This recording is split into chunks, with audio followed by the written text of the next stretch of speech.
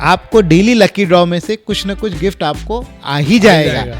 So it is very, रोज का lucky draw है, आप इनवॉइस बस लो. yes, 166 countries have adopted either they are calling GST या VAT. But concept is same. आप खाली वैल्यूएशन कर सकते हैं, आप खाली इनपुट टैक्स क्रेडिट कर सकते हैं, आप खाली प्लेस ऑफ सप्लाई कर सकते हो, आप खाली एक्सपोर्ट और इंपोर्ट में कर सकते हो. तो रोटी कपड़ा मकान के लिए 5% और इसके लिए 18%. तो लग्जरी है, तो भाई साहब 18% है, आप भरना पड़ेगा.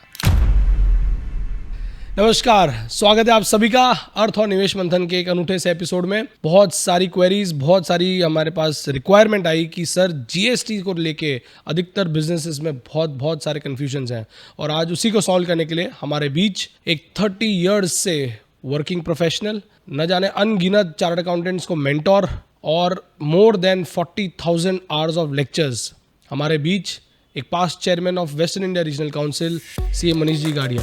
वेलकम सीए मनीष जी गाड़िया. Thank you Arpit for inviting me here. It's my honor to be here. Manish ji, बहुत स्वागत है. और सबसे इम्पोर्टेंट जीएसटी पे, आज आप एक अथॉरिटी माने जाते हो जीएसटी पे. मुझे एक बताइए कि हमारे जितने भी व्यूअर्स हैं सबको एक चीज़ है, जीएसटी देश में और विदेश में क्या फ़र्क है? जीएसटी जो है आज से नहीं, हम बरसों से देख रहे हैं. फ्रांस सबसे पहला कंट्री था वर्ल्ड में जिसने कि इस जीएसटी को इंट्रोड्यूस किया. टोटल 193 कंट्रीज़ हैं आज की तारीख में across globe. 166 countries have adopted either they are calling GST या VAT, but concept is same.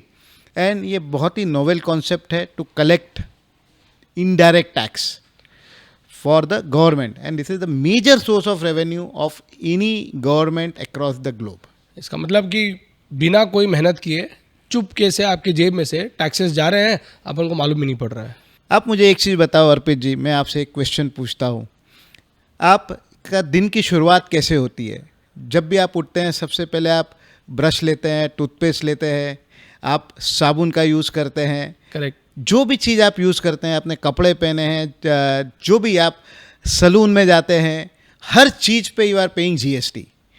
So income tax अगर हम बात करें तो few crore numbers tax payers हैं जो कि सिर्फ इनकम टैक्स दे रहे हैं. बट जीएसटी एक ऐसी चीज़ है जो हर व्यक्ति देश का देता है किसी न किसी रूप में. जब भी वो कोई चीज़ खरीदता है, वो खरीदता है या जीएसटी का पेमेंट करता है. That is what the beauty of GST. चाहो या ना चाहो पर आपको देना तो पड़ेगा ही, हर एक को देना है जीएसटी. पहले अगर जीएसटी पे और अगर अपन जाए उससे पहले मैं समझूँ एक बात कि आपकी स्ट्रगल, आपकी जो लाइफ स्टोरी है, मैं थोड़ा सा पढ़ रहा था और बहुत ही इंस्पायरिंग स्टोरी है. हमारे बहुत सारे यंग चार्टर्ड अकाउंटेंट्स भी देख रहे होंगे. आप राजस्थान से इधर आए, राजस्थान से इधर आके फिर आप मुंबई लोकल ट्रेन में कालबा देवी तक जाना, फिर उसके बाद क्या स्ट्रगल रहा आपकी लाइफ में? स्ट्रगल के बिना कोई लाइफ होती नहीं है. जब मैंने बीकॉम किया तो मुझे पता नहीं था कि क्या करना चाहिए. दोस्तों ने सजेस्ट किया चलो सीए करते हैं, तो हमने सीए ज्वाइन कर लिया. सीए ज्वाइन होने के बाद सीए भी पास हो गए जैसे तैसे. उसके बाद क्या करना चाहिए उसका पता नहीं था, ठिकाना नहीं था. तो लोगों ने बोला कि चलो इनकम जीएसटी का प्रैक्टिस करना चाहिए. अच्छा. सो प्रैक्टिस शुरू किया. लेकिन 2003 में मुझे समझ में आया कि यहाँ बहुत कंपटीशन है. Okay. So as a new practitioner जो मेरा मानना है, आपको एक ऐसी एरिया सेलेक्ट करनी चाहिए जहाँ पे कंपटीशन कम हो. सो आपको हमेशा एक अर्ली मूवर एडवांटेज मिलता है. Early mover advantage. Yes. Okay. So मैंने 2003 में सर्विस टैक्स की प्रैक्टिस शुरू की. ओके. और उस टाइम पे अगर मैं बात करूं तो service tax practice, exclusively service tax practice करने वाले मुंबई जैसे सिटी में 10 से 12 सीए भी नहीं थे. अच्छा. So I got that advantage of early mover. And और वहाँ से आज आप एक अथॉरिटी हो चुके हो इनडायरेक्ट टैक्सेस पे. मनीष जी, 97 में आप सीए बने हो, 2003 में आपको ये रियलाइज हुआ है, तो वो जो पीरियड था उस समय आप प्रोप्राइटर थे? प्रोप्राइटर था. फिर 2001 में मैंने जीएमजे एंड कंपनी जो मेरी फर्म है, उसको मैंने ज्वाइन किया. तो आपने कैसे, मतलब ये जीएमजे के बारे में बताइए कि क्यों आप पार्टनरशिप, प्रोप्राइटरशिप में पार्टनरशिप में आए? क्योंकि उस समय तो आप सब अकेले थे, यहाँ पर आए थे, अपना घर बार सब कुछ था. फिर आपने क्यों डिसाइड किया कि सब मिलके जुड़ के एक बड़ी फर्म बनाएंगे, या ऐसा कुछ, क्या रीज़न क्या था? उस टाइम पे तो रीज़न बहुत अलग था, बट अगर आप आज भी सुनेंगे तो 2017 में हमारे देश के जो प्राइम मिनिस्टर है मोदी जी, उन्होंने कहा था कि उनका एक विजन है कि बिग 10 बिग 4 जो है इंडिया से आनी चाहिए। बराबर है। सो आज उस समय से, आज भी नहीं, उस समय की भी रिक्वायरमेंट है कि आप जब तक इंडिविजुअल प्रैक्टिस करते हो तो ग्रो करना एक आपकी लिमिटेशंस है। ओके, लेकिन जब आप साथ में जुड़ते हो तो एक और एक 2 नहीं होता है, एक और एक 11 होता है। बहुत बढ़िया। So that is what important is.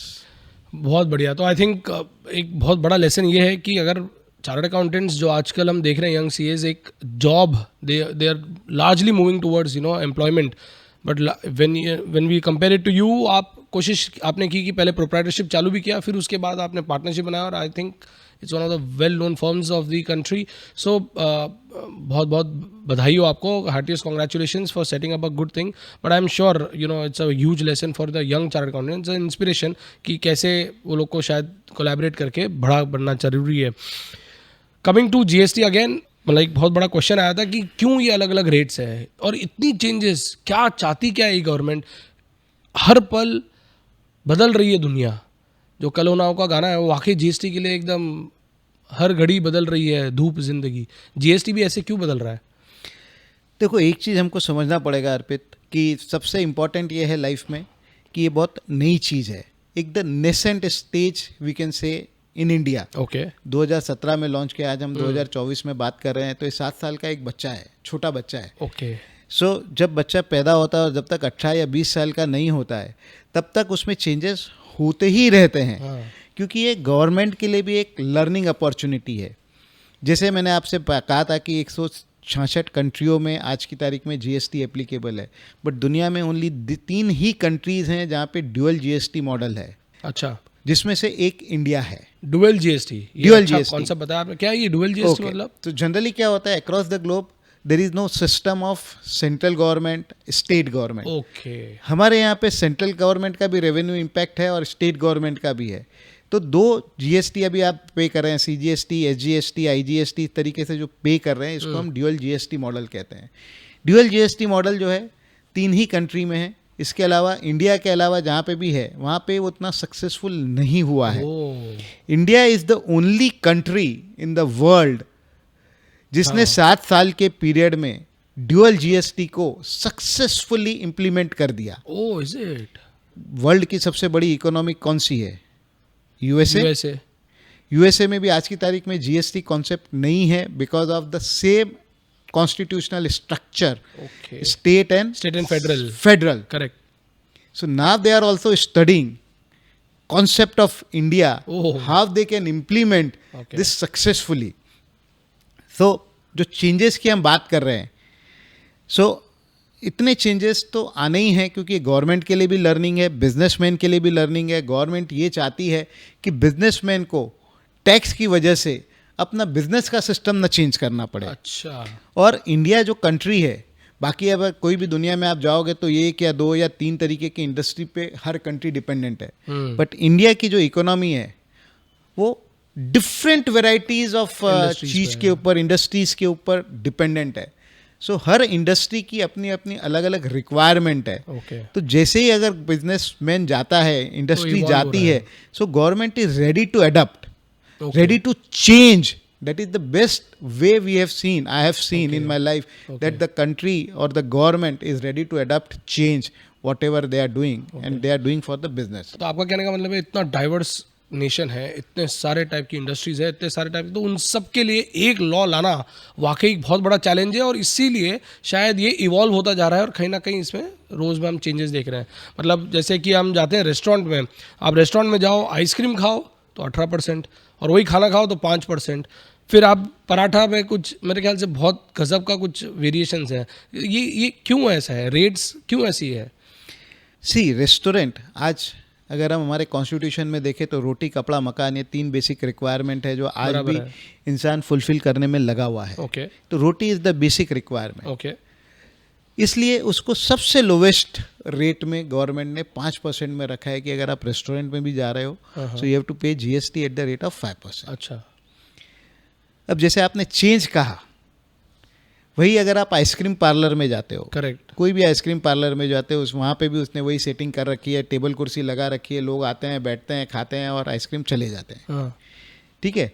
अब इसमें क्या होता है, जब आप 5% की स्कीम में हो तो आपको कोई भी इनपुट टैक्स क्रेडिट नहीं मिलता, Okay. आईटीसी नहीं मिलता। अच्छा आइसक्रीम पार्लर में मेजर इंग्रेडिएंट्स जो है वो कंपनी से आता है अच्छा और उसमें 18% जीएसटी लग के आता लगा है। हुआ है। देन जो आइसक्रीम पार्लर ऑपरेट होते हैं वो फ्रेंचाइजी मॉडल पे होते हैं। ओके तो अगेन फ्रेंचाइजी फीस जो वो देते हैं कंपनी को, उस पर भी 18% जीएसटी है, आइसक्रीम पे भी जीएसटी है। अगर उन पे गवर्नमेंट 5% लगा दे इन्वर्टेड। तो इनको कोई भी क्रेडिट नहीं मिलेगा। अच्छा। तो कॉस्ट बढ़ जाती है। Okay. सो ये कंपनीज की, ये आइसक्रीम पार्लर की रिक्वायरमेंट थी कि ओह। आइसक्रीम पार्लर को आप अलग करो और इस पे आप 18% गवर्नमेंट अगर ले सकती है, हाँ तो इसलिए गवर्नमेंट को ये चेंज करना पड़ा कि रेस्टोरेंट 5% में होगा, आइसक्रीम पार्लर 18 में होगा, ताकि इसकी कॉस्ट कम हो सके और जनरल आदमी को, कॉमन मैन को सस्ते में वो आइसक्रीम मिल सके। इनपुट टैक्स क्रेडिट की आपने बात करी, तो मुझे ये बताया 3 बेसिक एलिमेंट्स ऑफ जीएसटी, अगर किसी को भी जीएसटी समझना है तो 3 जो स्पेशल एलिमेंट्स हैं जो वो क्या क्या है इसमें? तो जीएसटी में सबसे इम्पॉर्टेंट जो है 3 पिलर अगर हम बात करें तो सबसे पहले हमको ये समझना है कि जीएसटी जो है एक ट्रांजैक्शन बेस्ड टैक्स है। ओके सबसे इम्पॉर्टेंट पिलर है इनपुट टैक्स क्रेडिट, हाँ जो कि कास्केडिंग इफेक्ट को कम कम करता करता है। है। दूसरा है place of supply, hmm. Because जैसे मैंने आपको बताया कि ड्यूअल जीएसटी मॉडल है, करेक्ट। तो किस स्टेट गवर्नमेंट को जाएगा वो रेवेन्यू, प्लेस ऑफ सप्लाई उसको डिसाइड करता है। Place of supply. Place of supply. Okay so place of supply, input Input tax tax credit, credit. This are the 2 major element. And then again of course valuation तो है ही है। कि हर चीज पे मुझे जो रेट अप्लाई करना है, क्या वैल्यू पे करना है। ये समझ में आया कि जैसे समझो ये 3 मेन कंपोनेंट्स हो गए जीएसटी के, और हर बिजनेसेस इसी पे ही कहीं ना कहीं रिवॉल्व होंगे, कहीं ना कहीं रोटेट आउट होता है। पराठास को लेके एक बहुत बड़ी कंट्रोवर्सी चल रही थी, वो क्यों है अभी? हुआ ये कि जो मलबरी पराठा है हाँ उस पे कंपनी चली गई एडवांस रूलिंग के लिए। अच्छा सो एडवांस रूलिंग अथॉरिटी का ये मानना था कि ये mulberry paratha is a product, goods, और इसके ऊपर 18% जीएसटी लगना चाहिए। अच्छा रिसेंटली लास्ट वीक में हाई कोर्ट का ऑर्डर आया और उसने कहा कि नहीं, ये फूड आइटम है ओके और इसीलिए इस पे सिर्फ 5% ही लगेगा, 18% नहीं लगेगा। तो जैसे मैंने कहा कि ये सब क्लासिफिकेशन इशू हैं, ये सब नई चीज़ें हैं, तो ये गवर्नमेंट भी लर्न कर रही है, बिजनेसमैन भी लर्न कर रहा है, तो ये चेंजेस आते रहेंगे। इनपुट टैक्स क्रेडिट के बारे में जैसे आपने बताया, फिर आपने बताया वैल्यूएशन। अभी वैल्यूएशन के बारे में अगर हमको समझना है कि वैल्यूएशन ऑफ गुड्स जो हम बोलते हैं, कहीं ना कहीं कॉर्पोरेट गारंटी को लेके बहुत बड़ा इसमें सवाल, बहुत बड़ा कंट्रोवर्सी चल रहा है, क्या उसके बारे में कुछ आप बताएंगे? बहुत अच्छा क्वेश्चन आपने पूछा कि कॉर्पोरेट गारंटी। तो सबसे पहले मैं, हमारी जो ऑडियंस है हो सकता है कुछ जनरल पब्लिक भी हो, तो व्हाट इज़ कॉर्पोरेट गारंटी। एक एग्जांपल लेते हैं कि एक होल्डिंग कंपनी है, उसकी एक सब्सिडरी कंपनी है, वाइसे वर्सा भी हो सकता है, बट सब्सिडरी कंपनी को एक लोन चाहिए बैंक से, बट उसके पास कोलेट्रल देने के लिए या कोई चीज़ देने के लिए कोई एसेट नहीं है, but holding company is very strong. So bank कहती है कि ठीक है, मुझे आप होल्डिंग कंपनी की गारंटी दे दो, तो उसके बेसिस पे मैं आपको लोन दे सकता हूँ। सो कॉर्पोरेट गारंटी इसको हम कहते हैं, जो होल्डिंग कंपनी देती है बैंक को on behalf of subsidiary. Okay so whether ये जो कॉर्पोरेट गारंटी है, इस पे कुछ जीएसटी लगना चाहिए या नहीं लगना चाहिए, बड़ा इशू था। हाँ और काफ़ी समय से डीजीजीआई जो है इसके पीछे लगी थी कि इस पे टैक्सेबिलिटी है। Recently in the year 23, now government has amended the rules and said that 1% of जो भी कॉर्पोरेट गारंटी दी है होल्डिंग कंपनी ने सब्सिडरी कंपनी को, will be treated as value of service supplied by holding company to subsidiary, and उस पर 18% GST आपको देना है। सो मेरा ये मानना है कि 2023 के पहले कॉर्पोरेट गारंटी पे देयर वॉज नो प्रोविज़न, तो कोई जीएसटी नहीं लगता। दूसरा एलिमेंट, दूसरा एक जो इशू चल रहा है या लोगों के माइंड में क्लैरिटी नहीं है कि जो लोन लिया जाता है, करेक्ट, वो लोन तो आपने समझो 2015 में ले लिया या 2017 में ले लिया, 16 में ले लिया, टैक्स तो कॉर्पोरेट गारंटी के ऊपर आ जाया है, और हर साल कॉर्पोरेट गारंटी तो नहीं देनी पड़ती है बैंक को, करेक्ट, रिन्यू होता है, रिन्यू होता रहता है। राइट। तो तो साल साल की रिन्यू होती नहीं है। होती है। सो एक क्वेश्चन ये है कि हर साल वो 1% पे जीएसटी देना है। हाँ। मेरा ऐसा मानना है कि जो फर्स्ट ईयर में आपने लोन लिया उसी टाइम पे आपने जो कॉर्पोरेट गारंटी दे दी वही आप कंटिन्यू करते जा रहे हो, तो there is no fresh service element, तो उस पर जीएसटी नहीं है। तो अच्छा, 2023 के बाद अच्छा, से वाह। जो भी नई कॉर्पोरेट गारंटी होगी उसी पे जीएसटी आएगा, बाकी रिन्यूअल पे नहीं आएगा। बट वर्किंग कैपिटल में अगर कोई कॉर्पोरेट गारंटी दी है और उसकी वजह से कुछ लिमिट आपकी एनहेंस हो रही है, कॉर्पोरेट गारंटी पे मतलब इतनी कंट्रोवर्सी चल रही है और एक ऐसी चीज़ पे भी जीएसटी लग रहा है, तो ये मानना पड़ेगा कि वैल्यूएशन एक बहुत बहुत इंपॉर्टेंट चीज़ हो गई है। वैल्यूएशन ऑफ गुड्स पे क्या आपको लगता है कि बहुत बड़ा एक सिर्फ एरिया नहीं है कि इसी पे ही थोड़ी एडवाइजरी बहुत लंबी हो सकती है? जीएसटी एक ऐसी एरिया है अर्पित जी कि कोई भी एक आप एरिया पकड़ के सिर्फ उसमें भी स्पेशलाइजेशन कर सकते हैं, जिसको हम कहते हैं कि सुपर स्पेशलाइजेशन। ओहो, सो आप खाली वैल्यूएशन कर सकते हैं, आप खाली इनपुट टैक्स क्रेडिट कर सकते हो, आप खाली प्लेस ऑफ सप्लाई कर सकते हो, आप खाली एक्सपोर्ट और इंपोर्ट में कर सकते हो। ऐसा भी लोग कर रहे हैं। तो मतलब आपने बताया 3 element, place of supply, valuation और input tax credit. Input tax credit पे आते हैं। इनपुट टैक्स क्रेडिट अगर हमारे जो नए लोग हैं जो देखना चाह रहे हैं, इनपुट टैक्स क्रेडिट पे थोड़ा सा अगर आप बताएं कि मतलब जितना मुझे समझ में आ रहा है कि सामने वाले ने अगर टैक्स भरा है तो उसका हम क्रेडिट ले लेते हैं, पर इसमें क्या कॉम्प्लिकेशंस आ रहे हैं? क्योंकि आपने देखा इन्वर्टेड ड्यूटी स्ट्रक्चर कुछ बोलते हैं, ये क्या चीज़ है? तो मैं स्टार्ट करता हूँ, सबसे पहले इन्वर्टेड ड्यूटी स्ट्रक्चर पे ही बात Okay. करते हैं।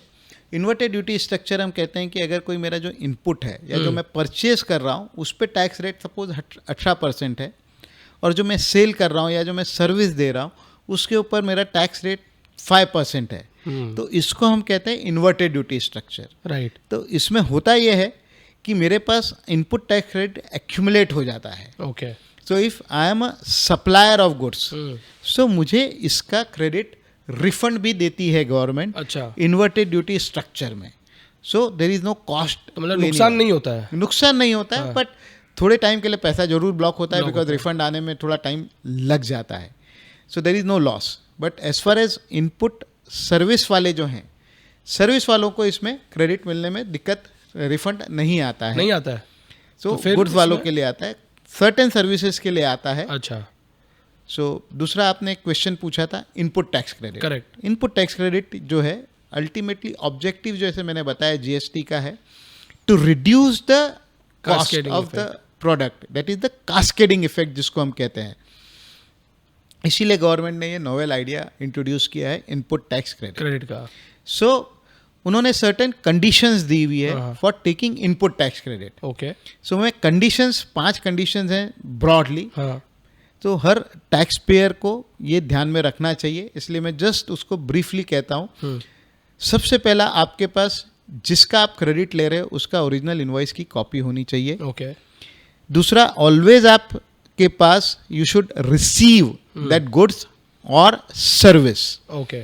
तो ये आपको हमेशा प्रूव करना पड़ेगा कि आपने सर्विस या गुड्स जो है जिसका receive आप हुआ क्रेडिट है। ले रहे हो उसको आपने रिसीव किया है। करेक्ट। तीसरा एलिमेंट है कि उसका जो पेमेंट है वो आपके सप्लायर ने गवर्नमेंट को करना चाहिए, ओके। वो आपको इंश्योर करना है। तो ब्रॉडली वो जीएसटीआर 2B अलग अलग Returns में आ फॉर्म्स है, जाता मैं है। उसमें नहीं जाता, बट उसमें आपको दिख जाता जाता है। है। चौथा है, आपको ये क्रेडिट जो है आपके रिटर्न में क्लेम करना चाहिए। बराबर। और पांचवी कंडीशन है कि एक जीएसटीआर 2B करके फॉर्म है, तो आपका जो सप्लायर है जब आपको सेल करता है तो अपना आउटवर्ड सप्लाई का रिटर्न भरता है, तो इनवर्ड वो आपके लिए इनवर्ड सप्लाई आई, ओके। तो वो आपके जीएसटीआर 2B में दिख जाता है। तो ये 5 कंडीशन जो है जीएसटीआर 2B में आपका वो क्रेडिट आना चाहिए। ये 5 कंडीशन अगर आपने सेटिस्फाई की है सो ही आप क्रेडिट ले सकते हो। आपकी ये 5 कंडीशन जो आपने बताई आई थिंक बहुत इंपॉर्टेंट है। और इसी से एक नेक्स्ट जो सबसे बड़ा इशू हमारे बीच में चल रहा है, एक ई इनवॉइसिंग और ई वे बिल। बाप रे, इतना इन्होंने तो बहुत टेंशन में डाल रखा है। ये ई वे बिल और ई इनवॉइसिंग का एक्चुअली कॉम्प्लिकेशन क्या है? ई वे बिल जो है वो आपके अगर कोई भी माल का मूवमेंट्स है, गुड्स का जो मूवमेंट होता है from one place to another, correct. उसके लिए एक ये डॉक्यूमेंट लगता है। तो Right. इसके लिए आपको ई वे बिल की साइट पे जाना है और ई वे बिल जनरेट करना है। उसमें आपको व्हीकल नंबर और सब डिटेल, कौन सा गुड्स जा रहा है, क्या जा रहा है, वो सब डिटेल आपको डाल देना है। सो ये आपको बड़ा ध्यान रखना है कि इसमें अगर आपकी कई जगह हमने देखा है कि मिस्टेक हो जाती है, तो अगर छोटी मिस्टेक है तो डिपार्टमेंट ने ऑलरेडी सर्कुलर इशू किया है कि माइनर मिस्टेक के लिए आप पेनल्टी मत लगाओ। ओके। बट अगर कोई मेजर मिस्टेक है, हाँ। कई बार हमने देखा है कि आपने व्हीकल नंबर ही नहीं डाला तो वो ईवे बिल कंप्लीट ही नहीं हुआ। अच्छा, पर जनरेट हो जाता है? नहीं, तो उसमें क्या होता है, एक पार्ट ए होता है, एक पार्ट बी होता है। Okay okay. So part B जब तक भरते नहीं हो, जैसे उसमें डिटेल जाती है व्हीकल व्हीकल नंबर, नंबर। तो जब तक आप पार्ट बी नहीं भरते आपका ईवे बिल कंप्लीट नहीं होता है। हाँ, क्योंकि हमने देखा है बहुत जगह जगह पे लोगों को खड़ा रख रखा है, गुड्स पड़े हैं बहुत टाइम से बंद पड़े हैं, just because E way bill एक ये डॉक्यूमेंट है जो नहीं अवेलेबल है, और कुछ ना कुछ उसमें चेंजेस वेंजेस ये सब कॉम्प्लिकेशन रहते ही हैं। तो बिल्कुल ये बिजनेसमैन को ध्यान रखना है, बिना ई वे बिल जनरेट किए माल का मूवमेंट नहीं शुरू होना चाहिए। It is very important. और कोई इंपॉर्टेंट चीज़ जो ई वे बिल के लिए सबसे रेलिवेंट है? एक व्हीकल नंबर जैसे आपने बताया, उसके अलावा और कुछ? व्हीकल नंबर है, आपके बिल की डिटेल आनी चाहिए, आपके गुड्स का डिस्क्रिप्शन उसमें आना वो चाहिए, मैच होना चाहिए, वो सब मैच होना चाहिए। ऐसा नहीं है कि आपने क्वांटिटी 1 0 ज़्यादा लगा दिया और वो कम या कम कर दिया। सो ये आपको ध्यान में रखना है। तो ई वे बिल के लिए तो हम ये सब ध्यान रखेंगे कि कैसे डिस्क्रिप्शन मैच होना चाहिए, व्हीकल नंबर होना चाहिए। ई इन्वॉइसिंग, उस पे के बारे में वो क्या चीज़ है अभी है? सो आज की तारीख में गवर्नमेंट ने क्या किया है कि किसी भी सप्लायर का टर्नओवर अगर 5 करोड़ या उससे ऊपर है, कोई भी साल में जब से जीएसटी एप्लीकेबल हुआ है, जुलाई 2017 से लेके कोई भी एक फाइनेंशियल ईयर में अगर 5 करोड़ के ऊपर है, सो ई इन्वॉइसिंग मैंडेटरी है। तो ई इन्वॉइसिंग क्या है कि आपको नॉर्मल इन्वॉइस जनरेट करना है और उस इन्वॉइस की डिटेल ई इन्वॉइस पोर्टल पे आपको डाल देनी है, जिसको हम IRN नंबर बोलते हैं, वो आपका एक जनरेट हो जाता है। सो रियल टाइम में गवर्नमेंट को पता चलता है कि क्या आपने माल बेचा है और किसको बेचा है, तो दैट इन्फॉर्मेशन पर्पस के लिए वो ज़रूरी है। आज की तारीख में ऐसा नहीं है कि बिना ई इन्वॉइस जनरेट किए आप माल भेज नहीं सकते हो, बट अल्टीमेटली गवर्नमेंट का ऑब्जेक्टिव ये है कि धीरे धीरे slowly and gradually before movement of goods और बिफोर कंप्लीशन ऑफ सर्विस आपका ई इन्वॉइस भी जनरेट हो जाना चाहिए। तो पहले प्रोफॉर्मा इन्वॉइस जाएगा, एक बार कंफर्म हो जाता है, फिर उसके बाद ई इन्वॉइस जाना जरूरी है या टैक्स इन्वॉइस? तो दो चीज़ें हैं, एक तो आपका परफॉर्मा इन्वॉइस कब जाएगा, जब आपका गुड्स ऑन अप्रूवल जा रहा है या गुड्स आपका ऑन सेल और रिटर्न बेसिस है, तो आप परफॉर्मा इन्वॉइस बेच सकते हो। ओके। तो अकॉर्डिंगली आपको उसका डिलीवरी चालान पे माल जाएगा और उसका आपका ई वे बिल में भी जाएगा कि आपका ये माल अप्रूवल पे जा रहा है, तो उसमें ई इन्वॉइस की ज़रूरत नहीं है।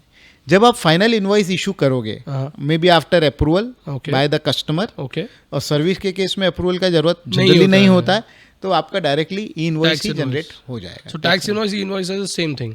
Is the same thing. Okay. Moving on, place of supply, CGST IGST जैसा आप बता रहे थे, ये प्लेस ऑफ सप्लाई क्यों इतना कंट्रोवर्शियल है या क्यों इतना इंपॉर्टेंट है, क्यों इतना सिग्निफिकेंट है? जैसे मैंने कहा कि हमारी कंट्री में स्टेट गवर्नमेंट है, सेंट्रल गवर्नमेंट है, और हर एक का रेवेन्यू इम्पैक्ट होता है। स्टेट गवर्नमेंट है या सेंट्रल गवर्नमेंट है, चल भी रही है कि इस टैक्स के भरोसे ही चल रही है, और इसी के भरोसे हमारा समझो देश का डेवलपमेंट भी हो रहा है। जो इंफ्रास्ट्रक्चर और ये सब चीज़ें हम देख रहे हैं, ये सब इन्हीं की बदौलत है। तो कौन से स्टेट को रेवेन्यू जाना चाहिए, वो प्लेस ऑफ सप्लाई डिसाइड करता है। जैसे कि मैंने आपको बताया कि GST जो है वो कंजम्पशन बेस्ड टैक्स है। कंजम्पशन बेस्ड टैक्स है, मतलब आपने एक जो वॉच पहनी हुई है, मैन्युफैक्चरर समझो बॉम्बे में है, करेक्ट, और अल्टीमेटली वो दिल्ली के उसने दुकानदार को माल बेच दिया, बराबर। सो अल्टीमेटली कंज्यूम वो दिल्ली में होना है, करेक्ट। तो इसके लिए वो IGST चार्ज करेगा और प्लेस ऑफ सप्लाई दिल्ली दिखाएगा। तो होगा ये कि सपोज अगर इसमें टैक्स जो भी लगाया तो 50% दिल्ली गवर्नमेंट को जाएगा, 50% स्टेट गवर्नमेंट को जाएगा। अगर दिल्ली के बदले उसने प्लेस ऑफ सप्लाई UP किया, सो दिल्ली एक्चुअली तो टैक्स दिल्ली को जाना था, तो दिल्ली का उतना रेवेन्यू लॉस हो जाता है। तो इसीलिए बिजनेसमैन को ये ध्यान रखना है कि जो भी प्लेस ऑफ सप्लाई वो देता है वो करेक्ट हो, तो स्टेट गवर्नमेंट का रेवेन्यू इम्पैक्ट ना हो उससे। गवर्नमेंट्स की बात कर रहे हैं तो एक ज़बरदस्त इशू जो हम देख रहे हैं अभी, और कई बार ऐसा लगता है कि ये हो क्या रहा है, गेमिंग, ऑनलाइन गेमिंग, गैम्बलिंग हमने देखा है रिस्ट्रिक्टेड है कंट्री में, बहुत ओनली स्पेसिफाइड एरियाज़ हैं, पर आज देखो आज कहीं ना कहीं गैम्बलिंग के नाम से थोड़ा सा ऊपर नीचे करके कोर्ट डिसीजन लेके ऑनलाइन गेमिंग और बहुत सारे फ्रॉड्स भी इसके थ्रू होते जा रहे हैं। इस पे GST का एक बहुत बड़ा कंट्रोवर्सी आया है, उसके बारे में कुछ बताइए। बहुत अच्छा क्वेश्चन कहा। जैसे आपने कहा कि गैम्बलिंग, बहुत रिस्ट्रिक्टेड है। तो जैसे सर्टेन स्टेट्स बोले, गोवा है या सिक्किम है, वहीं पे ये गेमलिंग चलती है, हर जगह परमिसिबल नहीं है। राइट। तो सबसे पहले गैमलिंग ही ले लेते हैं ऑनलाइन गेमिंग के पहले। सो गवर्नमेंट अब ये कहती है कि अगर किसी ने गैमलिंग के लिए वो गोवा में या कहीं पे भी गया, उसने 100 रुपया दिया तो उसको 100 रुपया नहीं 128 रुपया देना है। 28 रुपया जाएगा जीएसटी के लिए, 100 रुपये का ही वो बेट कर सकेगा 128 देने के बाद। करेक्ट। सो अल्टीमेटली गवर्नमेंट चाहती है कि गैमलिंग कम से कम हो कंट्री में। ओके। सो जो देश के युवा हैं, यंग जनरेशन जिसको हम कहते हैं, वो प्रोडक्टिव काम में लगे इंस्टेड ऑफ गैम्बलिंग। इसलिए 28% का हाईएस्ट टैक्स स्लैब उसको लगाया है। सो आपने अगर 100 रुपया लगाया है और आप 120 कमा रहे हो तो भी आप 8 रुपया जेब से ही दे रहे हो। तो ये एक गैम्बलिंग है। दूसरा, ऑनलाइन गेमिंग। ऑनलाइन गेमिंग में भी एक बड़ा कंट्रोवर्सी है, what is the game of skill and what is the game of chance. आज की तारीख में गवर्नमेंट ने अब लॉ को अमेंड कर दिया। अब game of skill, game of chance में उन्होंने फ़र्क नहीं किया। बट पहले था कि गेम ऑफ स्किल पे कोई भी जीएसटी नहीं लगता था, गेम ऑफ चांस पे लगता था। ओके। और उसमें भी बहुत थिन लाइन है। शायद हम रम्मी खेलते हैं, लूडो, रम्मी, ये सब तो यस। तो game of rummy is a game of chance और game of skill. God knows. So court says it is a game of skill. Correct. लोग कहते हैं कि मेरे हाथ में जो पत्ता है उसके हिसाब से मैंने खेला तो गेम ऑफ चांस होता है, but court says it is game of skill. So online gaming भी अगर हम बात करें, सो ऑनलाइन गेमिंग पे भी आज की तारीख में अगर आप 128 रुपया डाल रहे हो तो 100 रुपया ही आपका जा रहा है टुवर्ड आपके बेटिंग के लिए या आपके खेलने के लिए। 28 रुपया गवर्नमेंट को चला जा रहा है एज अ जीएसटी। सो इसको कर्व करने के लिए ये जीएसटी का रेट हाई। पर ये अचानक से लेवी हुआ है, उसकी वजह से जो माहौल बना था कि ये लोग क्या इंडस्ट्री को मारना चाहते हैं। इतना बड़ा लेवी, मतलब in thousands and thousands of crores amount इन्होंने चार्ज किया था रेट्रोस्पेक्टिवली। हमने ये सुना है कहीं ना कहीं कि good governance is prospective taxation, not retrospective taxation. Vodafone का बहुत बड़ा इशू देखा हमने, ये देखा वो देखा। पर क्या लगता है, ये वाकई ऐसी चीज़ करने से क्या ये इंडस्ट्रीज बंद हो जाएगी, मर जाएगी? देखो, इंडस्ट्री ख़त्म कर देना गवर्नमेंट का ऑब्जेक्टिव कभी नहीं रहा। राइट। अदरवाइज तो गवर्नमेंट एक कानून ला सकती है कि आज से इंडस्ट्री बंद ही हो जाए, बंद है। बट डेफिनेटली गवर्नमेंट चाहती है कि इंडस्ट्री ग्रो ज़्यादा ना करे या इंडस्ट्री बहुत फ्लरिश ना हो या हर युवा वर्ग उसमें ना जाए, उसको एक रिस्ट्रिक्ट करना चाहती है। और आज की तारीख में अगर हम बात करें गेमिंग का, ऑनलाइन गेमिंग है या गैम्बलिंग है, इसका जो फिगर्स हैं कहीं पे भी ऑफिशियल फिगर्स नहीं है, but lakhs and lakhs of crore rupees every year का ये बिजनेस, ऐसा मैं समझता हूँ होगा, बिकॉज इसमें काफ़ी कुछ कैश एलिमेंट भी होता होगा शायद, ऐसा मैं समझता हूँ। सो ये इंडस्ट्री बंद हो जाएगी ऐसा बोलना बड़ा मुश्किल है, क्योंकि जो लोगों को आदत है या नशा है या जो भी आपको, तो चलने वाली है। तो कुछ ना कुछ ऐसा जो होता है उसमें तो खैर कितना भी लगा लो रोक, वो जो करना है वो तो करेंगे। पर हाँ, कहीं ना कहीं ये लेवी इज जस्टिफाइड, ऐसा आपका मानना है? डेफिनेटली, क्योंकि अदरवाइज देश का युवा वर्ग सब इसी में लग जाएगा तो देश की जनरेशन खत्म हो जाएगी। और सबसे बड़ा एसेट आज हमारे पास यही है कि हमारी डेमोग्राफी हमारा सबसे बड़ा एसेट है, और वही अगर इसमें लग गई तो कहीं ना कहीं आज हम देख रहे हैं क्रिप्टो करेंसी और ये ऑनलाइन गेमिंग फ्रॉड्स वगैरह जितने हो रहे हैं, अच्छे से अच्छे फैमिलीज वाइप ऑफ हो रहे हैं। खैर एनीवेज, वाइप ऑफ की बात कर रहे हैं तो एक एमएसएमईज से रिलेटेड एक बहुत बड़ा प्रश्न है, बहुत बड़ा कंसर्न है, रजिस्ट्रेशन को लेके बहुत, मतलब it has become a very complicated process. मतलब आपको कहीं ना कहीं मल्टीपल लेयर्स ऑफ वेरिफिकेशन कराओ, ये कराओ, और फिर तब जाके आपको रजिस्ट्रेशन मिलता है। जो पहले हुआ करता था रजिस्ट्रेशन अब इतना ईजी नहीं है। इसके बारे में कुछ बताएं। तो सबसे पहले हमको ये समझना पड़ेगा कि आज की तारीख में काफ़ी जीएसटी फ्रॉड्स पकड़े गए हैं। हर 15 दिन में, महीने में, 20 दिन में हम कोई ना कोई न्यूज़ में देखते हैं कि ये फ्रॉड हुआ, इतने का फ्रॉड हुआ, ये हुआ। सो लोगों ने क्या किया है कि बाज़ार में जो पैन कार्ड जेरोक्स सेंटर में आप गए, आधार है, उसके बेसिस पे लोगों ने जीएसटी रजिस्ट्रेशन ले लिए और बिलों को घुमा रहे हैं। सो इनको कहीं ना कहीं तो हमको कर्व करना ही पड़ेगा ना। सो उसके लिए गवर्नमेंट ने रजिस्ट्रेशन को स्ट्रिक्ट कर दिया है कि आप कोई फर्जी डॉक्यूमेंट के बेस पे तो नहीं ले रहे हो। सो आप जब रजिस्ट्रेशन लेने जाते हो, आपसे इलेक्ट्रिसिटी बिल मांगते हैं, तो जो कंज्यूमर अकाउंट नंबर होता है, उसको अगर पोर्टल पे डालो तो पता चलता है कि इसका एक्चुअली ओनर कौन है। लोगों ने फर्जी बिल भी दिए हुए हैं, सब कुछ किए हुए हैं। ओके, तो इसके लिए इसको थोड़ा तो कहीं ना कहीं अलाइनमेंट है कि फ्रॉड्स रोकने के लिए सबसे पहला जो स्टेप है, रूट, वो यही है कि जीएसटी का रजिस्ट्रेशन लेके जब ये सब आगे एक्टिविटीज़ करें उसी को पहले कर्व कर दिया जाए। तो कहीं ना कहीं उस पर बहुत ज़्यादा ये लोग अभी स्ट्रिक्ट हो चुके हैं। यस, और होना भी चाहिए। Very nice, very nice. आई थिंक बहुत बड़ा स्टेप है ये गवर्नमेंट का, और दैट इज़ व्हाट हर बार जो चेंजेस आ रहे हैं वो शायद ऐसे ही फीडबैक मिल मिल के ही ये ऐसे चेंजेस आ रहे हैं। और कहीं ना कहीं हो सकता है किसी में तकलीफ, किसी में अच्छाई भी हो, शायद कहीं ना कहीं हाईलाइट नहीं हो पाता है। आपने एक बहुत ही सेंसिटिव टॉपिक छेड़ दिया है, फ्रॉड, जीएसटी फ्रॉड। अब आप जीएसटी फ्रॉड एक साइड हो जाए, बट आप देखेंगे हर आए दिन हम सुन रहे हैं कि कोई ना कोई अरेस्ट हो रहा है, कोई ना कोई एक्शन लिया जा रहा है जीएसटी में। मतलब डेटा प्रोफाइलिंग एक सुना हमने बहुत ज़बरदस्त किया जा रहा है, तो कहीं ना कहीं डेटा प्रिवेसी को लेके भी बहुत सारा आ रहा है। तो मतलब ये बहुत सारी चीज़ें चल रही है। सबसे इम्पोर्टेंट, अरेस्ट, ये क्या है और कैसे बचना चाहिए? और कभी कभार ऐसा हो जाता है कि हम विक्टिम बन जाते हैं, तो अरेस्ट के रिलेटेड कुछ अगर आप बताएं तो बहुत हेल्पफुल रहेगा। सो जीएसटी में बहुत अच्छा टॉपिक अर्पित जी आपने छेड़ा कि अरेस्ट। सबसे पहले है कि हमको अरेस्ट से डरने की ज़रूरत नहीं है। Okay. अगर हम जेन्युइन बिजनेस कर रहे हैं, हम कोई फ्रॉड नहीं कर रहे, तो हमको कोई अरेस्ट नहीं कर सकता है। ओके, अरेस्ट सिर्फ 4 ही सूरतों में हो सकता है, उसके अलावा कोई भी 5वीं कंडीशन में अरेस्ट नहीं हो सकता। ओके, सबसे पहला है कि आपके पास बिल है और माल नहीं है, ओके, खाली आप बिल घुमा रहे हैं, अच्छा, जिसको हम कॉमन पार्लेंस में कहते हैं fake invoice. Fake invoicing. Okay, so वो है। दूसरा है कि आपके पास इनवॉइस नहीं है और माल है।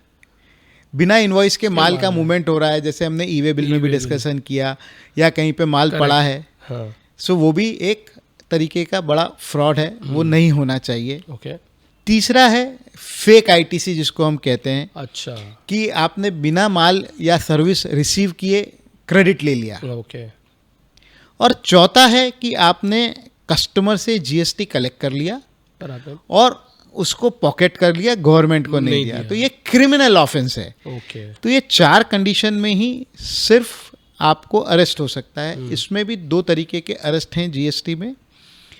एक है 2 करोड़ के नीचे, तो उसमें कोई अरेस्ट वगैरह का प्रोविज़न नहीं है। 2 से लेके 5 करोड़ की रेंज में अगर आप हैं, तो इसको हम प्रोसिक्यूशन कहते हैं, जिसमें ऑफिसर आपको अरेस्ट करेगा। ओके, और वो बेलेबल ऑफेंस है। बेलेबल ऑफेंस का मतलब होता है सेम ऑफिसर को आप बेल बॉन्ड दे दो तो आपको इमीडिएटली वो बेल पे छोड़ देगा, छोड़ देता है। बट 5 करोड़ के ऊपर अगर है तो उसको हम कहते हैं non bailable offence. Okay, non bailable offence मतलब then it will go to magistrate court, अच्छा, एंड मजिस्ट्रेट विल डिसाइड कि बेल देना है या नहीं देना है, या कितने दिन में देना है। ओके, और आज की तारीख में हर कोर्ट फाइनेंशियल ऑफेंस को बड़ी सीरियसली लेता है। अच्छा, सो ये 4 सूरतों से हमेशा आपको बचना चाहिए। Invoice without goods, goods without invoice, पर फेक आईटीसी और जीएसटी कलेक्ट करके नहीं भरना। इसके अलावा आपको कोई भी कुछ भी आपने गलती की है और इसमें तो भी उसके लिए अरेस्ट नहीं है। साइज है, मतलब क्या कई बार उससे होता है कि विक्टिम्स भी बन जाते हैं, मतलब कि सामने, अब ये सामने वाली की गलती है, अगर उसने पे नहीं किया पर वो इसके ऊपर भी इशू आ जाता है। बट अगर वो जैसे मैंने आपको बताया कि अगर 2 करोड़ के नीचे है तो तो वैसे अरेस्ट नहीं है, 2 से 5 में बेलेबल है। तो इसका मतलब अगर आप 2 करोड़ के ऊपर या 5 करोड़ के ऊपर भी इस तरीके का आईटीसी ले रहे हो, जैसे आपने विक्टिम की बात की, सो ये हैंड एंड हैंड ही हो सकता है, ऐसा मेरा मानना है पर्सनली। ओके, सुप्रीम कोर्ट ने अभी रिसेंटली एक बहुत बड़ा वो डेटा मांगा है सीबीआईसी से, हमने सुना उसके बारे में कि कितने अरेस्ट हो क्या नहीं। तो ऐसा नहीं लगता आपको कि मन मर्जी चल रही है, कुछ ना कुछ वापस से लार्जली लोग कह रहे हैं कि इंस्पेक्टर राज वापस आ गया है, कि ये लोग जब आए जब आ जाते हैं रेड मार लो या ये कर लो, क्योंकि बहुत सारी चीज़ें होती है जो साइक्लिकल भी होती है, कि अगर नेचर ऑफ बिजनेस ऐसा है या नेचर ऑफ ट्रेड ऐसा है कि हमको ये करना पड़ता है, ये कर रहे हैं, हो रहा है, और उसके बीच में अगर आपका एकदम से ये आ जाता है तो साइकिल ब्रेक हो जाती है बिना वो कंप्लीट हुए हुए। तो कहीं ना कहीं बहुत सारे लोग ऐसे विक्टिम भी बनते जा रहे हैं, और हम देख भी रहे हैं ऐसे एक्शंस भी बहुत चल रहे हैं। ये देखो, ये ज़्यादा इश्यूज जो हुए अर्पित जी 2017, 18, 19 अर्लियर ईयर्स में हुए, क्योंकि जो बिजनेस आए या जो ट्रांजिशन हुआ वैट में, एक्साइज में, सर्विस टैक्स में, इस तरीके का इनके पास कोई मैकेनिज्म नहीं था टू ट्रैक परचेज और सेल को मैच करना। ओके, जैसे मैंने आपको बताया कि आईटीसी अगर आपको लेना है तो जीएसटी या 2B में उसका क्रेडिट दिखना चाहिए, तो आप ले सकते हो। सो अगेन मैं बहुत प्राउडली कहना चाहूँगा कि India is the first country in the world who has implemented this matching concept. वाह, दुनिया में आज 70-75 सालों से लोग जीएसटी भर रहे हैं, लेकिन किसी कंट्री के पास, भले ही वो यूके हो, फ्रांस हो, ऑस्ट्रेलिया हो या कोई भी देश की दुनिया की सबसे बड़ी इकोनॉमी हो, बट उसके पास ये कॉन्सेप्ट नहीं है जो हमारे देश के पास है। ओके, तो ये कॉन्सेप्ट पहले अर्लियर लॉ में नहीं था, तो लोगों को जो फ्रॉड करने की आदत थी लोगों ने किया है, और इसीलिए गवर्नमेंट ने अरेस्ट का भी प्रोविज़न दिया है। बट मैं ये नहीं कहता कि 100% जो अरेस्ट हुए हैं सब जेन्युइन अरेस्ट ही हुए हैं। हो सकता है कि कहीं ना कहीं कोई ना कोई मिस्टेक हुई हो, किसी से भी हुई, ऑफिसर से भी हो सकती है। उसको लगता हो ये आदमी फर्जी है या ये फ्रॉड कर रहा है और शायद ना कर रहा हो। ओके, ये फाइंड आउट करना बड़ा डिफिकल्ट है। ये तो बहुत गजब स्टेप है। गवर्नमेंट ने ऑलरेडी अर्पित जी इसके लिए इंस्ट्रक्शन भी इशू किए हैं कि arrest should be your last resource. सबसे लास्ट में आपको अरेस्ट में जाना है, otherwise you should avoid arresting. That is the instruction given by the government. But फिर भी कहीं ना कहीं कोई स्पर्ट ऑफ द मूवमेंट हो सकता है। इसलिए सुप्रीम कोर्ट ने वो डेटा मांगा है। सेंसिटिविटी और इम्प्लीमेंट करने के लिए आई थिंक ये कहीं ना कहीं मनीष जी डेटा प्रोफाइलिंग हो रही है, डेटा प्रिवेसी और ये सब चीज़ें हो रही है। आप देखो जीएसटी में जो डेटा अवेलेबल है, जितने आपने फॉर्म्स बताए 2B, 3R, 3A, सब बहुत सारी चीज़ें हैं, पर इन सब से डेटा प्रोफाइलिंग हो रही है और डेटा बनता जा रहा है। कहीं ना कहीं चांसेस है कि डेटा मिसयूज भी हो, चाहे गवर्नमेंट से हो या कोई ना कोई गवर्नमेंट की एजेंसी हो, चाहे कोई ना कोई और जो उसके पास जिसको एक्सेस हो वो हो। आपको क्या लगता है कि ये बहुत बड़ी कॉन्स्टिट्यूशनल ब्रीच नहीं हो रही है privacy of tax payers data? जो डेटा प्रोफाइलिंग हो रही है या जो डेटा शेयरिंग हो रही है वो इन बिटवीन गवर्नमेंट डिपार्टमेंट हो रही है। ओके, जीएसटी का डेटा इनकम टैक्स के साथ शेयर हो रहा है या आरबीआई के साथ हो रहा है या मे बी सेबी के साथ हो रहा है, इंटरनल गवर्नमेंट जो आरओसी के साथ हो रहा है। सो कहीं ना कहीं जो डेटा है डिफरेंट एजेंसीज के साथ वो वैसे भी मैच होना ही चाहिए। एक आदमी एक डेटा कहीं दे रहा है, दूसरा डेटा कहीं दे रहा है, तो वो भी सही नहीं है। इसीलिए गवर्नमेंट कहती है कि आपका आधार और पैन को लिंक करो। आज अगर आपका आधार लिंक कर दिया तो हर चीज़ आपकी लिंक हो गई। बार बार हर जगह आपको केवाईसी करना, ये सब करने की फिर ज़्यादा ज़रूरत नहीं पड़ती है। Definitely there may be a chances, क्योंकि डिजिटल फॉर्म में डेटा है तो लीक हो सकता है, बट इंटेंशनली शेयर होगा कहना मेरे हिसाब से मुश्किल है गवर्नमेंट के लेवल पे। कहीं ना कहीं आपको लगता है कि डेटा जो है ये आधार कार्ड में, जैसे सुप्रीम कोर्ट का एक डिसीजन आया था कि जिसमें बता दिया गया था कि Aadhaar card can not be use as a government proof, और ये प्राइवेसी को इंट्रूड कर रहा है। कहीं ना कहीं जीएसटी में ऐसा नहीं लगता आपको कि एक मैं सिंपल क्वेश्चन आपसे ही करना चाहूँगा अर्पित जी, कि हम बात कर रहे हैं कि गवर्नमेंट के पास जो डेटा है वो प्राइवेसी को इम्पैक्ट करता है, बट जो मैंने पर्सनली ऑब्जर्व भी किया है, you can give your views also, I want your views also, कि आज मैं एक गूगल पे जाता हूँ और एक होटल सर्च करता हूँ या मैं एक फ़्लाइट सर्च करता हूँ, तो मुझे 4 दिन तक 5 दिन तक उसी सिटी की होटल आती है। मैं और आप बैठे हैं, मेरा फ़ोन साइड में रखा है, तो भी हम बात कर रहे हैं, भले ही हमने गूगल सर्च नहीं किया, हम किसी चीज़ के बारे में बात करते हैं, उसी से रिलेटेड ऐड आती है। करेक्ट। सो आपने भी शायद इस चीज़ को ऑब्जर्व किया होगा। सो क्या ये प्राइवेसी है या नहीं है? नहीं, पर वही चीज़ को, ये तो कॉर्पोरेशंस हो गई, कॉर्पोरेशंस तो बनी उसी के लिए हैं कि हम डेटा यूज़ कर सकें और उसको बेच सकें। गवर्नमेंट का रोल वो नहीं है। और दूसरा डीपीडीपी एक्ट जो है, आज डेटा प्रिवेसी जो है, पर्सनल डेटा प्रोटेक्शन एक्ट है, वो आएगा, कहीं ना कहीं वो एनफोर्स करेगा और ये सब चीज़ें रोकेगा, मुझे ऐसा लगता है। और आईफोन और ये एडवांस फ़ोन्स है उसमें आप देखोगे तो ask app not to track करके एक कंपलसरी फीचर आ गया है। वो धीरे धीरे आ रहा है और मेरे को लगता है इससे बहुत कुछ बचेगा। मतलब जैसे मेरे फ़ोन्स में आप देखोगे, चूँकि मैं थोड़ा टेक्नोलॉजी में, हम लोग करते रहते हैं R&D, बहुत सारी ऐसी चीज़ें जो अब वो ट्रैक नहीं कर सकता ऐप। अभी मैंने अगर कुछ सर्च किया तो वो नहीं जाता है, नहीं मिलता है वो डेटा, तो वो एनफोर्स हो रहा है। पर गवर्नमेंट है यार, आप इंडियन गवर्नमेंट है और इतनी बड़ी, मतलब आपको, और हमने अक्सर ये देखा है, जैसे कि आपका कहना है कि छोटे छोटे डेटा ब्रीच होते रहते हैं, बड़े बड़े देशों में छोटी छोटी घटनाएँ होती रहती है। तो कॉन्स्टिट्यूशनली आपको लगता है कि इंट्रूड तो नहीं हो रही प्राइवेसी? मैं एक कॉन्स्टिट्यूशन पे कमेंट करने के लिए I may not be the right person. Correct. But government का डेटा लीक करना या प्राइवेसी को इम्पैक्ट करना, ऐसा कहीं पे भी गवर्नमेंट का कोई इंटेंशन नहीं है, बट हो सकता है कि एक्सीडेंटली या गलती से कहीं एनफोर्स हो करने के जाए। लिए यूज हो रहा है वो। So I will not be the right person to comment on that. Right, ठीक है, तो कंट्रोवर्सी में नहीं जाते हैं जैसे मनीष जी ने बोला, पर हाँ सबसे इंपॉर्टेंट ये है कि आज बहुत सारे हम जो फॉर्म्स भर रहे हैं, बहुत सारी डिटेल्स दे रहे हैं, उसमें कहीं ना कहीं बहुत इन्फॉर्मेशन आज आ ही रही है। तो कंप्लीट प्रोफाइलिंग आज गवर्नमेंट के पास अवेलेबल है, आदमी कौन क्या किधर कर रहा है, कैसे कर रहा है।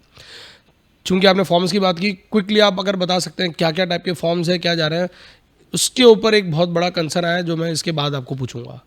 तो क्या क्या फॉर्म्स अपन जीएसटी में भर रहे हैं? जीएसटी में आप कई तरीके के फॉर्म भर रहे हो।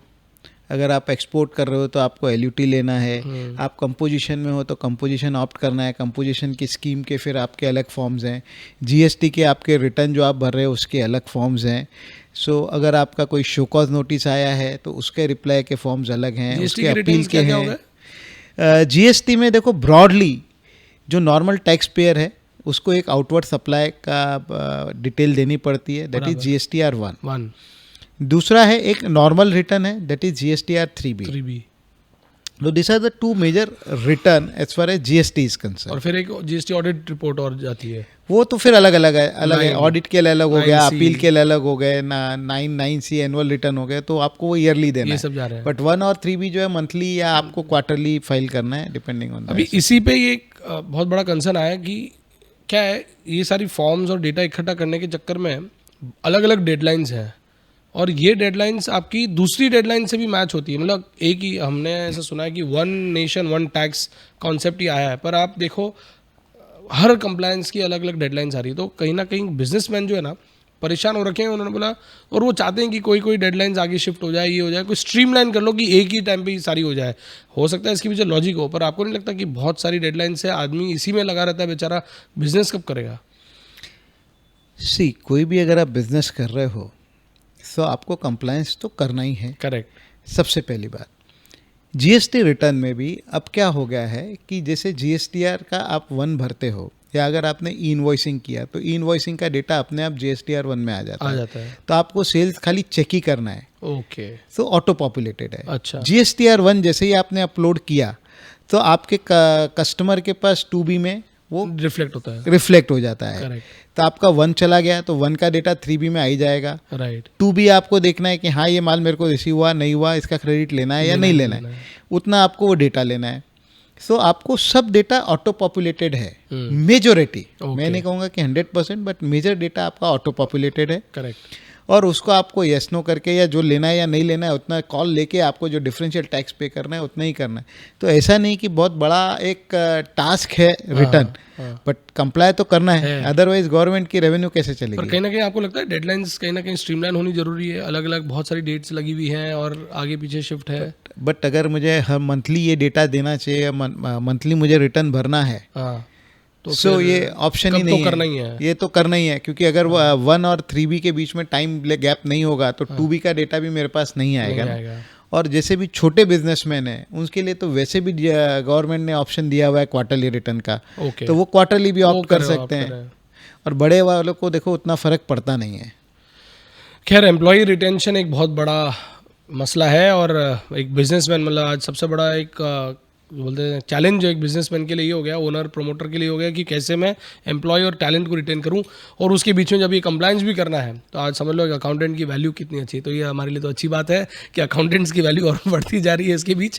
पर जैसा आपने ये बहुत अच्छा क्वेश्चन उठाया, सो बिजनेसमैन का जो मैंने अभी तक ऑब्जर्व किया है, उनका माइंडसेट होता है कि मुझे जो पैसा कमा के दे रहा है वो दे रहा है मेरा मार्केटिंग वाला, मेरा ऑपरेशन वाला, तो ये मेरे लिए है।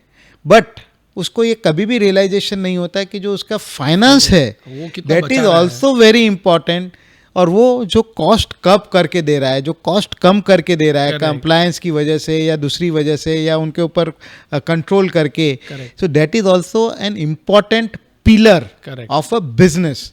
तो जब तक बिजनेसमैन इसको फाइनेंस को, अकाउंट्स को, टैक्सेशन को एक इम्पॉर्टेंट पिलर के जैसे ट्रीट नहीं करेगा, और मैंने देखा भी है कि वो बिजनेसमैन कभी ग्रो लाइफ में नहीं हो पाता है, आगे न पीछे कहीं ना कहीं फाइनेंशियल इनडिसिप्लिन की वजह से वो उसका बिजनेस ही बंद हो जाता है। मतलब मेरे ख्याल से जो मैं ये समझता हूँ, इसमें जो क्वांटिफाई कर सकता है वही चमकता है, जो क्वांटिफाई नहीं कर सकता है बेचारा वो रहता है। और फिनेंस में क्वांटिफाई कर नहीं पाता कि हर चीज़ तो टाइम पे कर रहा हूँ, तो उसका इम्प्लीकेशन क्या है वो शायद कभी क्वांटिफाई होता नहीं है। पर आपने बहुत सही पॉइंट बोला, और इसमें हो सकता है कि इसकी वजह से शायद लोगों को और इंपॉर्टेंस बढ़े कि यार ये लोग हमारे लिए कितने रेलिवेंट हैं। गुजरात गवर्नमेंट ने एक बहुत अच्छा इनिशिएटिव लिया है, जितने भी ये जैसे आप ये इन्वॉइसेस अपलोड करें उसके ऊपर आप डिस्काउंटिंग कर सकते हैं और एक अच्छी क्रेडिट फैसिलिटी ले सकते हैं, उसके बारे में कुछ बताइए। नहीं, वो गुजरात गवर्नमेंट का नहीं है, बेसिकली सेंट्रल गवर्नमेंट की एक स्कीम है जो सिर्फ गुजरात में अभी इम्प्लीमेंट हुई है on a trial basis. Okay. तो उसमें उन्होंने क्या किया है कि जो भी कंज्यूमर है, हाँ। आप कहीं पे भी गए, आपने कोई भी इनवॉइस है, तो वो as a consumer whenever you are buying anything you should insist on a invoice. अच्छा। दूसरा, गवर्नमेंट की ये स्कीम है कि वो इनवॉइस को आप गवर्नमेंट के एक पर्टिकुलर पोर्टल पे आप उसको डाल दो। हाँ। सो रेंडम बेसिस पे वो पिकअप करेंगे लॉटरी सिस्टम से। अच्छा। और हर एक नॉट हर एक को, किसी न किसी को डेली कुछ ना कुछ गिफ्ट देंगे। ओहो। सो ये गवर्नमेंट की स्कीम है, हेल्दी हैबिट डेवलप हो रही है। इनवॉइस लो, तो जैसे ही अगर बिजनेसमैन ने इनवॉइस बनाया तो डेफिनेटली वो गवर्नमेंट की किटी में पैसा जाना ही है। और अगर उसने वो इनवॉइस किसी ने अपलोड किया और वो इनवॉइस रिपोर्ट नहीं किया तो डेफिनेटली गवर्नमेंट को समझ में आ जाएगा कि यहाँ पे चोरी चल रही है। मतलब आप खरीदो भी, लकी ड्रॉ में भी पार्टिसिपेट करो और एज ए सिटीजन इनवॉइस आपको हर चीज का लेना है, भले ही आप 100 रुपए की चीज खरीद रहे हैं या लाख रुपए की चीज कर रहे हैं, विच इज मस्ट। ज़बरदस्त। आई थिंक मनीष जी बहुत ज़बरदस्त हुआ और काफ़ी कुछ डिटेल्स हमें मालूम, बेसिक ऑफ कोर्स, पर हाँ मेरे को लगता है बिजनेसमैन के लिए ये सब जानकारी रखना बहुत इंपॉर्टेंट है। लास्ट में आपसे 5 dos and don'ts of GST as an authority on GST क्या बोलेंगे आप? तो डूज सबसे इंपॉर्टेंट है कि आप जिससे माल खरीद रहे हो उसका प्रॉपर केवाईसी आप करिए। वाह। क्योंकि अगर उसने जीएसटी का टैक्स नहीं भरा तो आपको क्रेडिट नहीं मिलेगा। टेक इनवॉइस, बराबर है। As a consumer also if you are buying, take invoice. Okay. Invoice आने के बाद सबसे इंपॉर्टेंट है चेक इनवॉइस, कि इनवॉइस में उसने प्रॉपर जीएसटी पे किया है नहीं किया है, सब डिटेल्स बराबर आ रही है या नहीं आ रही है। चौथी चीज़ है कि जब भी आप माल परचेज कर रहे हैं तो जो माल या सर्विस जो रिसीव कर रहे हैं उसका आपके पास हमेशा प्रूफ होना चाहिए। That is very important. So and सबसे इम्पॉर्टेंट लास्ट में है कि जो भी आपने माल परचेज किया है आपके जीएसटी या 2B में, उसका क्रेडिट आ रहा है या नहीं आ रहा है। नहीं आ रहा तो इमीडिएटली अप्रोच योर सप्लायर कि मुझे क्रेडिट नहीं मिल रहा है। ये 5 इंपॉर्टेंट डूज हैं कहीं ना कहीं बहुत ज़बरदस्त। और डोंट्स में टैक्स अवॉइडेंस। हमारे पास काफ़ी बिजनेसमैन आते हैं कि मैं कैसे टैक्स की चोरी करूं, तो हमारा हमेशा जवाब होता है कि there is no tax avoidance and when we are as a chartered accountant we are not here to advise how to avoid tax. So there should not be think even कि मैं कैसे टैक्स की चोरी करूं या avoid करूं। Correct. Second, delay in filing return. Okay. Return should be file on time, delay नहीं करना है। फेक इनवॉइस और fake ITC you should avoid. Don't supply without invoice और non payment of tax after collecting the tax. This are the 5 don't you should always follow in your life. Wonderful. I think बहुत healthy habit है और कहीं ना कहीं एक अच्छा culture develop हो रहा है कि आप इनवॉइस लें और सबसे ज़्यादा आप बचें फ्रॉड से। आई थिंक इंपॉर्टेंट ये है कि आप देखेंगे स्कीम यही चल रही है कि मेरा ये 72,000 में है, मेरा 60,000 में है, पर देखा जाए तो 18% का क्रेडिट ले रहा है वो, और कुछ नहीं ले रहा है। तो ये ना कहीं बताया जा रहा है कि आप जीएसटी में आ जाओ, अपने आप को रजिस्टर कर लो और उसका जीएसटी का आप ले लो, अपने अंदर वो क्रेडिट ले लो। तो ये गिमिक्स से बचना बहुत ज़रूरी है। एक हेल्दी हैबिट है, इनवॉइस पे आप हमेशा फोकस करें और कन्विंस करें कि हमको इनवॉइस लेना ही लेना है। बिना इनवॉइस के अगर कोई दे रहा है तो उसको शायद कर्व करें। बहुत ज़बरदस्त। आई थिंक ये this is a wonderful everything around the ecosystem GST. बहुत मेहनत से I think Manish ji, thank you very much. इतना बड़ा टॉपिक हमने छोटे से कंसाइज में हर एक एस्पेक्ट को हमने कहीं ना कहीं टच किया है, और एक एक्सपर्ट और एक अथॉरिटी है जब भी ये कर सकता है। तो thank you very much for being here on Victory Talks. और अगर ऑडियंस आपके पास अगर कोई क्वेश्चंस है, please share write to us on our YouTube channels, comments में लिखें और बोलिए कि आपको किस पे सुनना चाहते हैं, या जीएसटी में और कोई ऐसी शंका है जिस पे आप चाहते हैं, हम मनीष जी को बोलेंगे कि वो ज़रूर जवाब देंगे। विक्ट्री टॉक्स पे आने के लिए बहुत बहुत धन्यवाद।